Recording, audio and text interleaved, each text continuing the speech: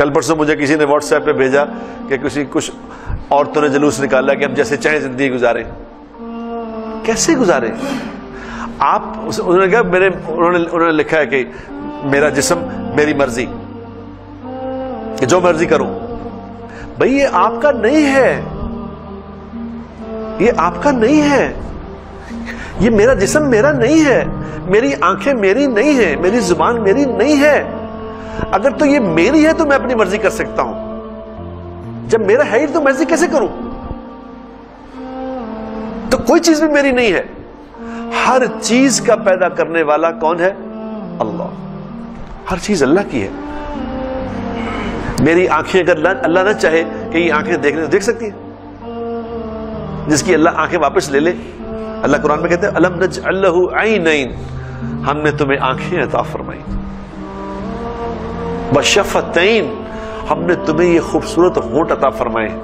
یہ تمہارے نہیں ہے، یہ آنکھیں تمہاری نہیں ہے، یہ جسم یہ دل دماغ تمہارا نہیں ہے، یہ اللہ کا ہے.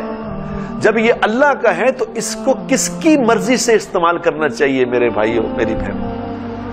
خدا کے لیے عقل کریں، کچھ ہم عقل کریں کہ مجھے کس نے پیدا کیا ہے، کیوں پیدا کیا ہے، مجھے یہاں کیا کرنا ہے اور کیسے کرنا ہے، کیا بولنا ہے کیا نہیں بولنا، کس وقت میں مجھے کیا کرنا ہے. یہ سب سیکھ کے کرنا تھا،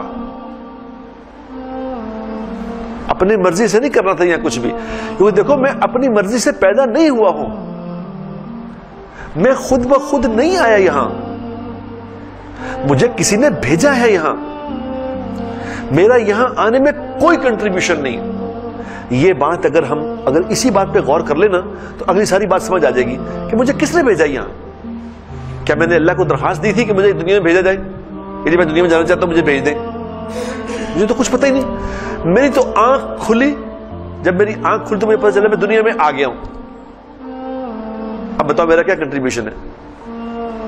مجھے کیسا بننا تھا؟ مجھے مرد بننا تھا، مجھے عورت بننا تھا، مجھے خوبصورت بننا تھا، مجھے عام انسان بننا تھا، مجھے صدر بننا تھا، مجھے وزیر اعظم بننا تھا، مجھے ملازم بننا تھا. کسی نے پوچھا یہ بات؟ کیا کنٹریبیوشن ہے ہمارا بتاؤ؟ ہم تو بے بس ہیں ہر حال میں میرے دوستوں.